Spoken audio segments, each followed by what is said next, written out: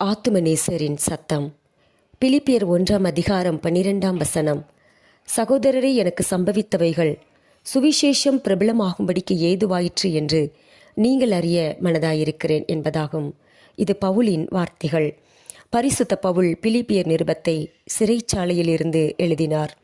கிறிஸ்துவின் நாமத்தின் நிமித்தம் பற்பல நெருக்கங்கள், போராட்டங்கள், மிகுந்த கண்ணீர், எப்பக்கமும் நெருக்கப்படுதல் என்பது மட்டுமல்லாமல் சபைகளை குறித்த பாரம் அவரை நெருக்கியது. கப்பல் சேதங்கள், மரண அவதிகள், இவைகள் எல்லாமே கிறிஸ்துவின் சுவிசேஷம் பிரபலமாகும்படிக்கே என் வாழ்க்கையில் நடந்தன என்ற மனநிலையை உடையவராக பவுல் இதை எழுதுகின்றார்.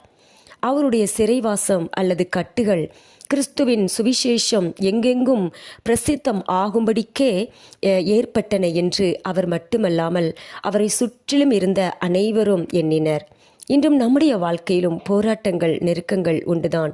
ஆனால் அவைகளின் மூலம் கிறிஸ்துவின் நாமம் மகிமைப்படும் படிக்கும் சுவிசேஷம் பிரபலமாகும்படிக்கே இப்படி நடக்கிறது என்ற மனநிலையை உடையவர்களாக நாம் இருக்கின்றோமா? நம்மில் கிறிஸ்து மகிமைப்படுவாரா? அவருடைய சுவிசேஷம் பிரபலமாகுமா என்று கர்த்தர் கேட்கிறார். ஆமென்.